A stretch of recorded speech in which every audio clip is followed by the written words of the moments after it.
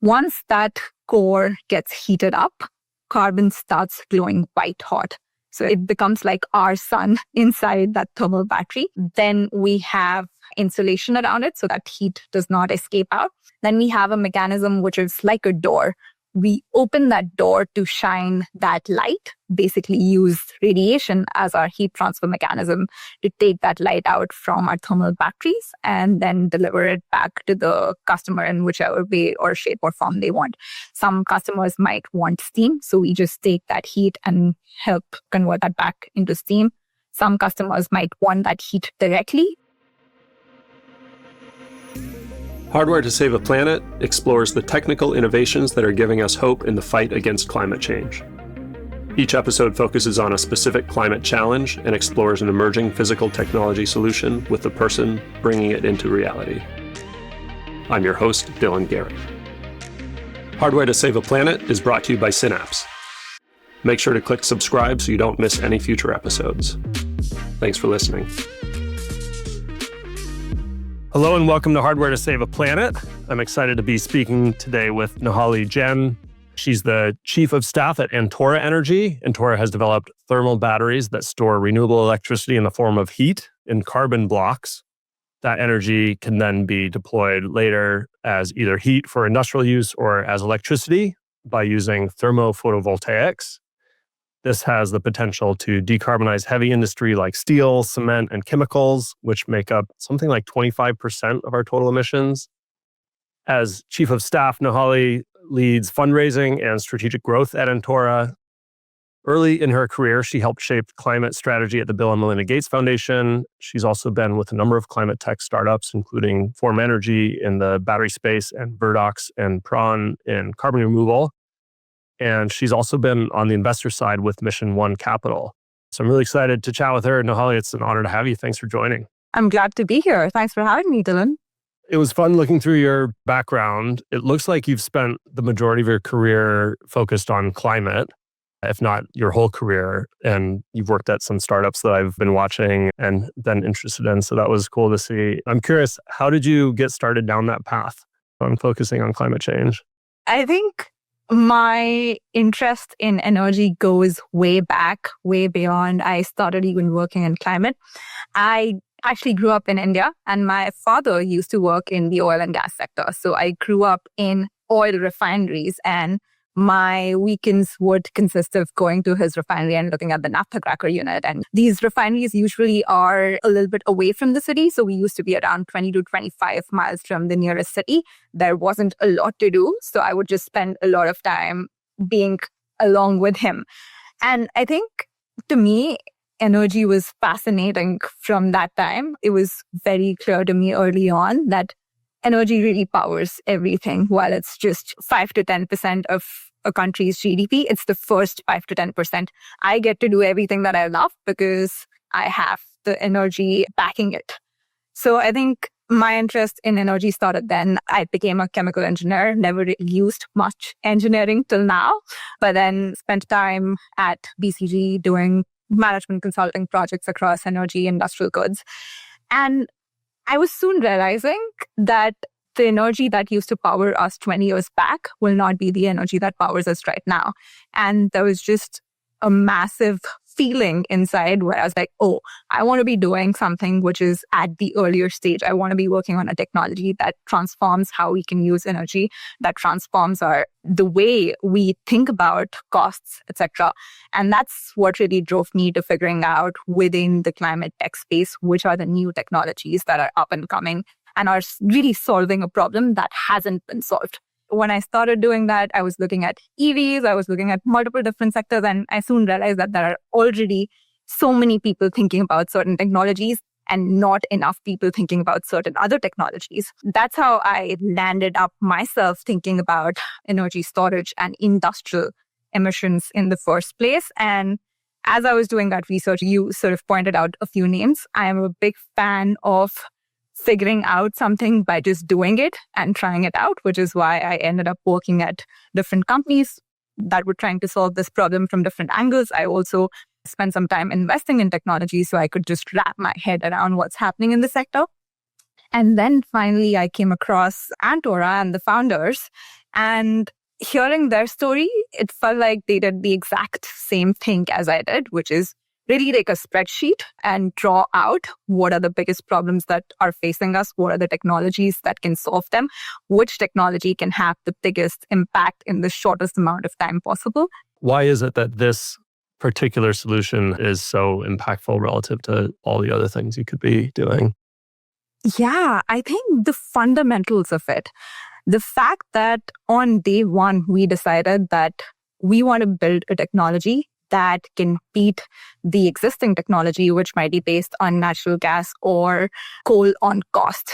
We don't want to be building a technology which will take 20 years to get deployed. We want to work on a solution which can be cost effective from day one. I think when you go to the market with a thinking like that, you try to optimize a lot of different pieces and you make certain decisions a certain way. So for example, and I will walk through why we have certain elements in our batteries a certain way. So for example, the core of our battery is carbon. Now, carbon is extremely abundant. It is the fourth most produced man-made material on Earth after steel, cement, and aluminum. So the fact that it is so abundant also makes it really cheap, also makes it really safe because it's been used in the industries for as long as we know. It's used in steel making, it's used in the aluminum industry, and so on and so forth. So that being the building block of this technology could just show me that from day one, we can create a product which just can go to market and tell customers a story where they don't really have to think through, hey, do we want to pay a green premium for this or not? They just need to make the decision that, okay, this is an alternative.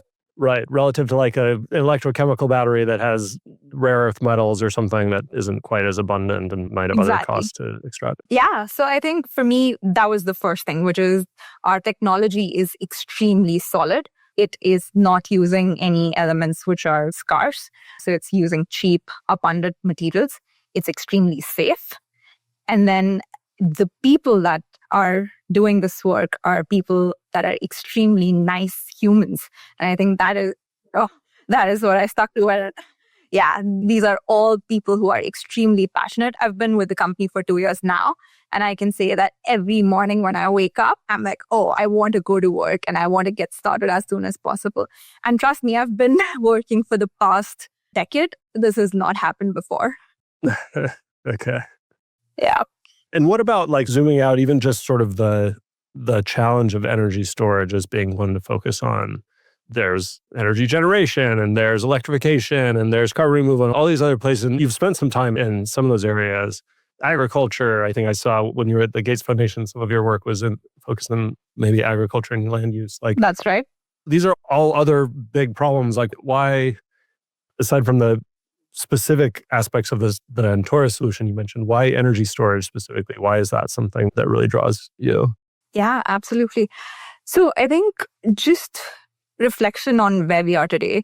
Today, we're living in a world where the cheapest form of primary energy, for many hours in a day, is solar and wind. Just point blank. That is the cheapest form of energy. But then, while it is the cheapest, many of us cannot use it because it's intermittent. Solar energy, the sun only shines a few hours a day, the wind only blows a few hours a day. So while that phenomena exists, we're unable to tap onto it. And that to me was a big gap.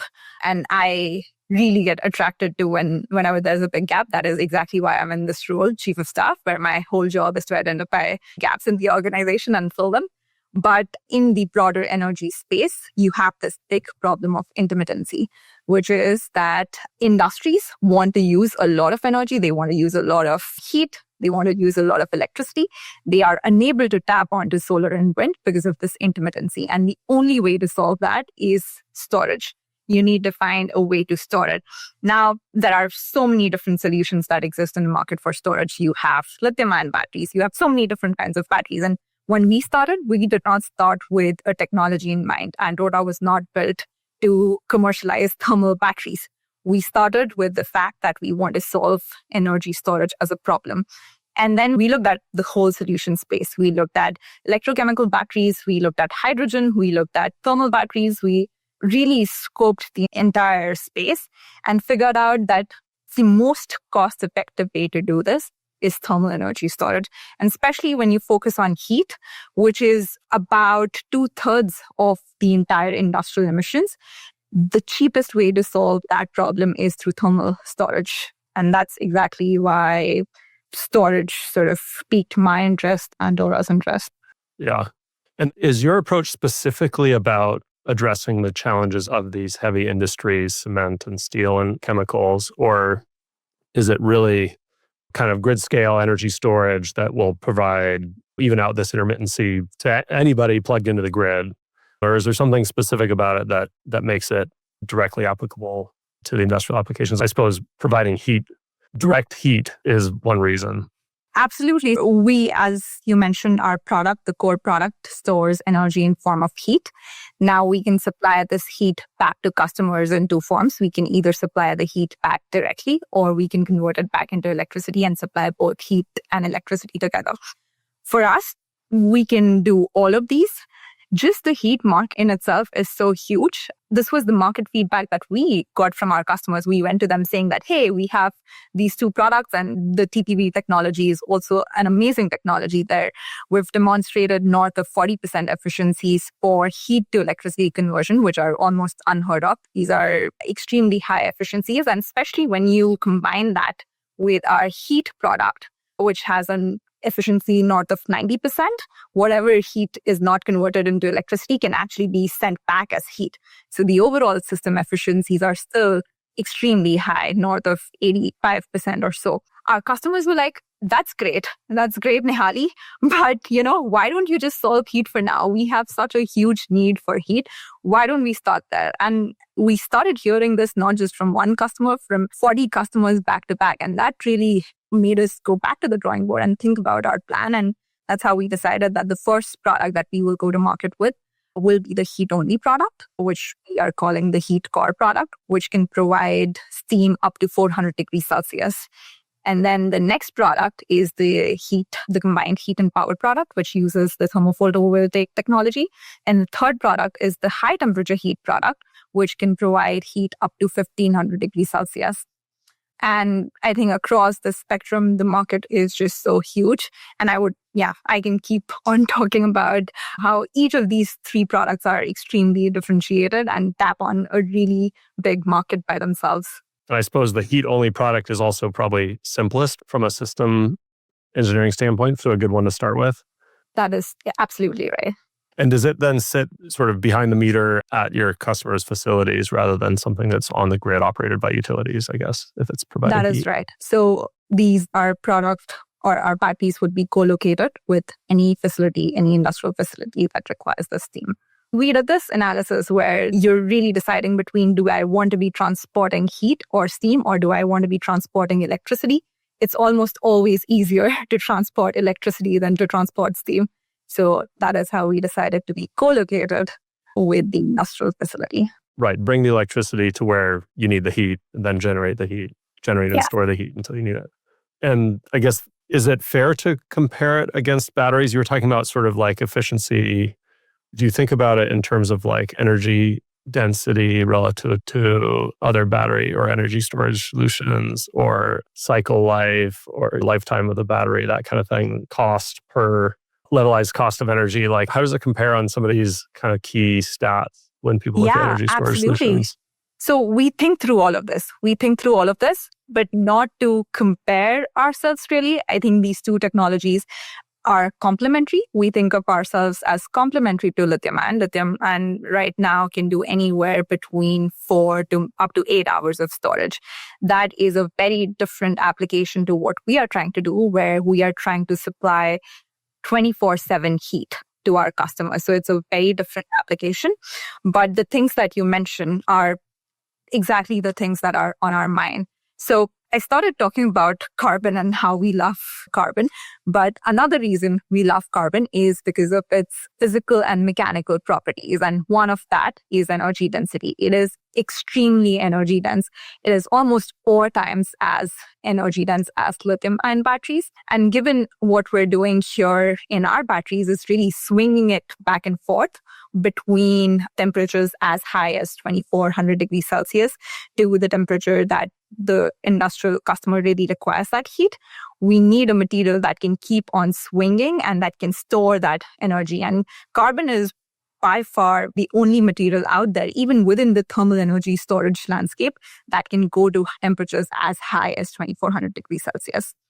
And again, this is nothing new. Electric arc furnaces use carbon electrodes, and they use carbon electrodes at temperatures as high as 2700 degrees Celsius. And they literally have an arc passing by, and they put all the steel slag, and the heat makes the steel melt. So they use it for purposes which are much more extreme than we use it for. But then carbon is extremely energy dense. And to your point, that's one of the reasons we use it. There are many other reasons. For example, it has extremely high thermal conductivity, which makes sure that the heat gets transferred to the entire block instead of staying local. And that's important for us because the more easily it gets dispersed within the block, the more the capacity we can get. Yeah. So we think a lot about energy density, and that is one to make sure that we're able to store a lot of heat in our batteries. But then there are other implications of energy density, such as cost. So if you have high energy density, you can use smaller amount of material, which definitely takes the cost down. Second, any balance of plant also gets sized based on how big your unit is. So if the unit is smaller, then rest of the cost that goes into piping and everything else that goes around your batteries also becomes smaller. And that really helps reduce the overall installed cost. And then finally, if everything is smaller, then you need lesser space. And that's always very helpful. Right. You can fit in a smaller footprint. You need less land. Absolutely. Yeah. Absolutely. Actually, one more thing that I missed talking about is that with these properties, you can also make your battery modular, which means that you can just build them in a factory and ship them. If it's a very big installation, you'll have to do it custom at site. And we very early on, we realized that is not something we want to be doing because it is not scalable. So all our modules are modular, and it's basically repeating blocks of one unit. And that also gets the cost down. So if you have a modular product, you can just build multiple of them that are efficiencies of scale and so on and so forth. And that can really get your cost down. And we are just starting to realize all of those savings. And we're like, oh my God, that's such a good decision we made. That was a good move. Yeah. That's so funny. That theme comes up in so many of my conversations, that you want to build, if you really want to come down the cost curve and like progress through all these sort of iterations of learning and product design maturity and stuff, that build lots of small things rather than a few large installations. So it sounds like you nailed that. How big is a module? Is it like a shipping container? Would be one Half a module, shipping or? container is one module. You talk about, I think, what'd you say, 2400 degrees Celsius, the carbon is heated to? So that's like really crazy hot. I've never worked on anything that gets to that temperature. I think the melting temperature of steel is like 1800 or something. It's like, anyway, that's really hot. I'm just curious, getting into the kind of engineering aspects of what you're doing, or the sort of physical implementation of this. Can you describe like what the main building blocks of the system are? And then I'm curious like how you handle something at that temperature within a system like that, and how you insulate for it so you can store all this energy for as long as you do and that kind of thing. Yeah, absolutely. So the way our system works is that we take in electricity. It can be from any source. It can be solar, wind. We're agnostic. It can also be nuclear, hydroelectric, whichever. But for now, we're focusing on solar and wind. So we take in that electricity. Then the system is resistively heated. So you think of a giant toaster, like your toaster converts electricity into heat. We have resistive heaters that convert that electricity into heat. that heat gets absorbed by the carbon core, which is at the center. And like you mentioned, 2400 degrees Celsius, it's extremely hot. But that temperature really allows us to service any temperature process. So for example, if you're working in steel or cement or trying to heat a process that requires heat at 1500 degrees Celsius, if you're storing heat at 1500 degrees Celsius, there is no delta T. So you won't be able to service that process. So only when you store at higher temperature, that is the delta T that you can thermodynamically leverage to do that work. So I think that's why it's very important for us to be storing heat at as high temperatures as possible. Once that core gets heated up, carbon starts glowing white hot. So it becomes like our sun inside that thermal battery. Then we have insulation around it so that heat does not escape out. Then we have a mechanism which is like a door. We open that door to shine that light, basically use radiation as our heat transfer mechanism to take that light out from our thermal batteries and then deliver it back to the customer in whichever way or shape or form they want.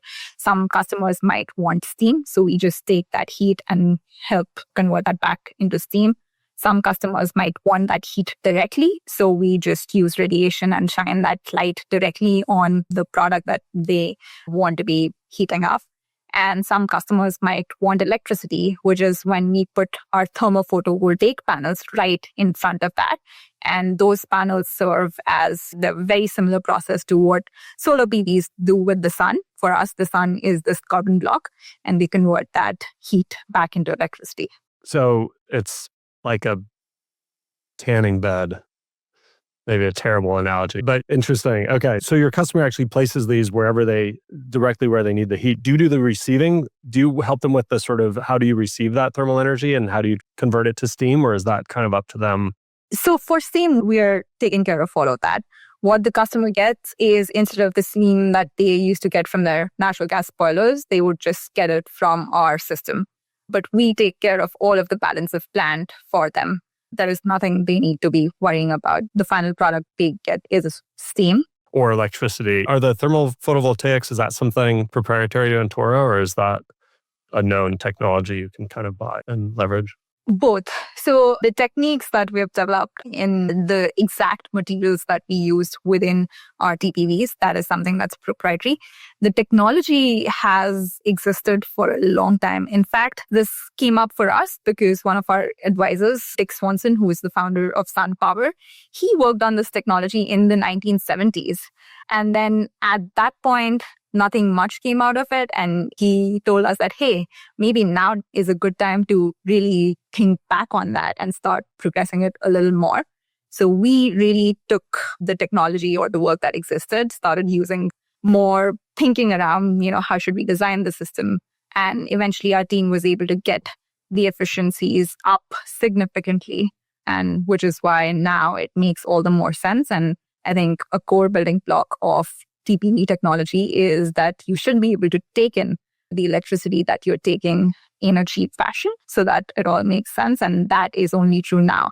So while the technology has existed for a long time, the application and the design of the cells to make sure that we're getting maximum efficiency, that is something that Antora has sort of worked on over the past few years. What has been, from an engineering standpoint, what has been challenging about making the system work and getting it to where it is today? I think the challenging thing has been just doing a lot of iterations to make sure that the system is simple and the system is meeting the cost targets that we want it to meet. So there has been just a lot of iteration on that. And there were times when we were working on things which were great in the moment, but they would make the system more complicated. And we decided not to do that. So for example, even the way you take out heat, traditionally, a lot of people think of using fluids, so using air to take out that heat. We decided not to do that because that introduces a lot of complexities. While it would be great to do that in the short term, over the long term game, it will just make it difficult for us to scale in the way that we want. As opposed to radiation, the way you described. Yes. Yeah. You could blow air through your carbon blocks or something like that to transfer the heat out, but you're doing it with radiation. Is that what you mean? Yeah. which I guess must translate to like the form factor of your batteries. You want to have like all the surface area of the carbon blocks exposed when you open your door, right? To get as much radiation as possible. Not really. That's a great question, though. That was my question as well when I was thinking about it. You don't need all of the carbon blocks to be exposed. You just need the right amount to be exposed, and you can optimize that. So we've optimized the system based on what is the power that the customer really needs, or how much power do we want one module to be outputting. And the rest of it just stays in. So really, it's a mathematical function where you want to optimize for how many hours of storage, how much output power do you need, all of that. And, essentially with how much charging do you want to be at, how fast do you want to be charging your system. So these are sort of the parameters to think about. And for us, we've been able to optimize the amount of storage. We've also been able to optimize how fast we want to charge and discharge our systems. And right now, for the first product, we can charge 3 times as fast as discharging it, which means if you want to be supplying 24/7 heat or power, to be able to supply it for 24 hours, we only need to charge for 8 hours. And all of this also it is not as if you're charging and then discharging.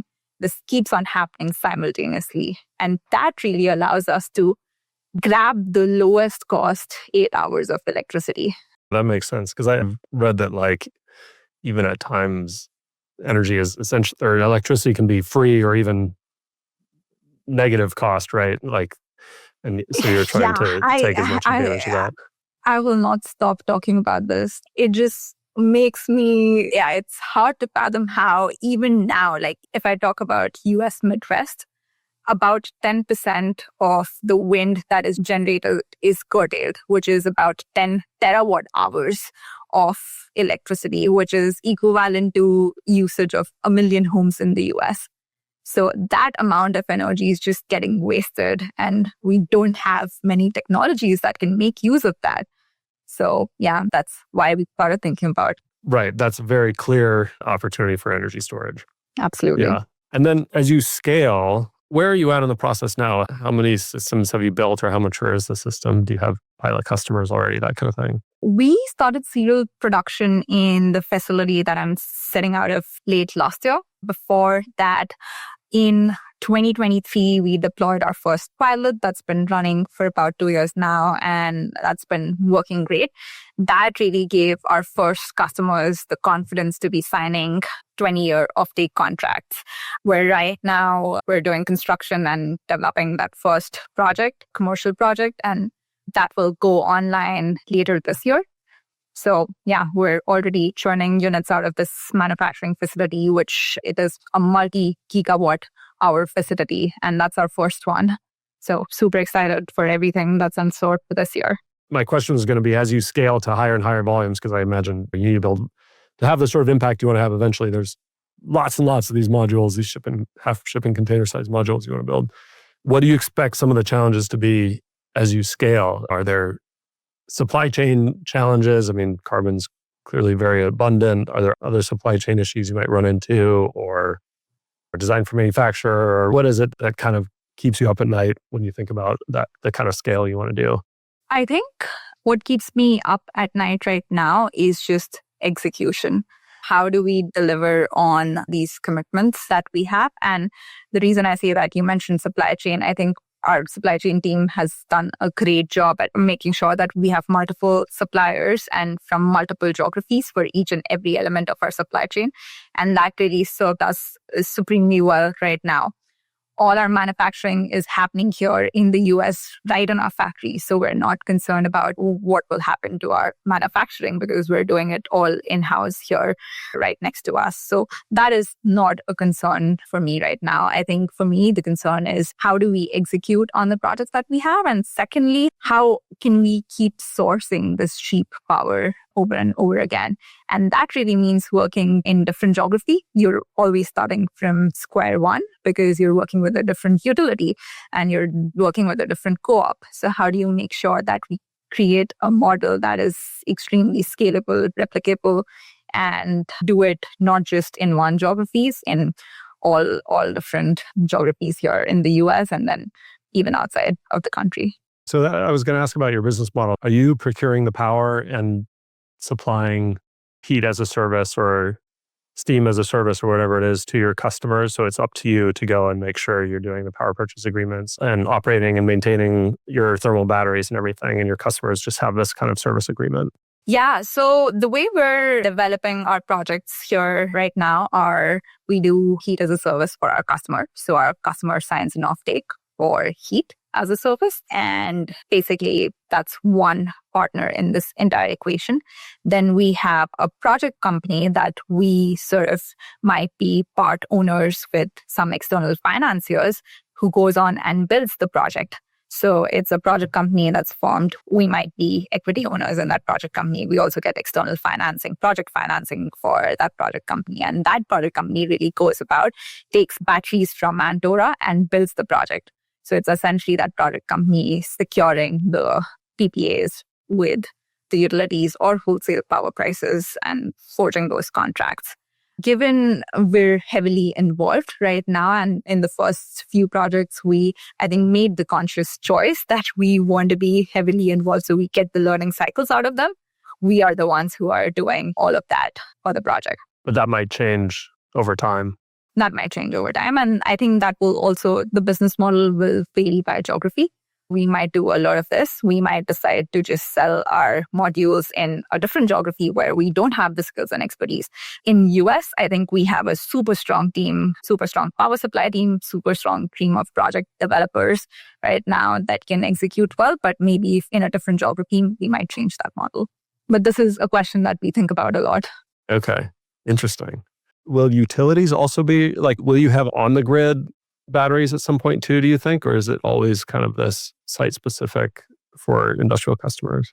I think we can do that, but I think for the next few years, we're just focused on perfecting this. Yeah, there's such a huge market that I'll be very happy if we were able to serve this market, at least in the next years. Yeah. When you think about kind of the future of the company or the kind of impact you can have, can you quantify that in terms of like gigatons of CO2 mitigated? How do you look at like sort of what kind of impact Antora can have and what sort of time scale does that happen over? Yeah, absolutely. Gigatons, I think when someone starts thinking that's a big about number. Yeah. That's a big number. And I think that is the number that we're gunning for in the next 10 to 12 years. Okay. Yeah, that is what we're sort of working backwards from. And I think that really helps us ground us whenever we're thinking that, hey, all of this is great. Is it enough? And that's how we sort of check ourselves. Maybe it is enough. Maybe sometimes we have to push ourselves more. This is not enough. We need to be doing more. Yeah. And that can come from converting these heavy industrial customers from fossil fuel derived heat to electricity derived heat in your thermal batteries. That kind of impact. That kind of impact and just enabling them to be accessing energy sources that they haven't been able to so far and making sure that they are able to run their operations firm 24/7. I think that is also a big driver for us. Yeah. Cool. That's a big deal. Yeah. Super excited. That's what sort of pumps us up every morning. I have 3 questions that I ask everybody at the end of each episode. The first is, how optimistic or pessimistic are you about the future of the planet and why? As if you can't tell by now, I am supremely optimistic. And I think I'm way more optimistic than I used to be 6 years back when I was only thinking about what the planet will be and not doing much about it. I think as you start getting deep in, you see these pockets of optimism and being able to work on one of those solutions that will define how we look like in 10 years, I think that really makes me super optimistic. So I'm a 10 on 10 on optimism right now. I love it. Yeah. And I think it's very helpful for my dad to also be a part of this industry for such a long time. And our conversations of how the human race has really evolved, and the way we're changing the things that we're doing, the way the energy mix is evolving. It used to take 100 years before, then it took 50 years for the next innovation to happen, and then it took 30 years, and now it'll take 5 years. So I'm big on camp if we can find we can get better at how we produce electricity and energy and heat, and we can do it cheaper than we used to 10 years back. So that makes me really optimistic that these are not solutions which are just far-fetched and are not market-driven. These will all be solutions that are market-driven. I thought about asking earlier how your dad feels about this and what you're working on coming from the oil and gas industry. And you just mentioned it sounds like he's supportive. He's extremely proud. He, in fact, was the one who encouraged me to take the plunge because he's seen in his life cycle, and he spent 45 years of his career at the same company. So he's seen how that company sort of evolved, and the technologies that they were working on are now technologies that are powering how we move around, how we consume. So he's very excited. And now I'm doing the same things that he used to. So last week I was at Setup Week, and he's like, oh, for the longest time in my life, I used to be the one who would go there. It's, full circles. That's awesome. Who is another company or individual doing something to address climate change that's inspiring you?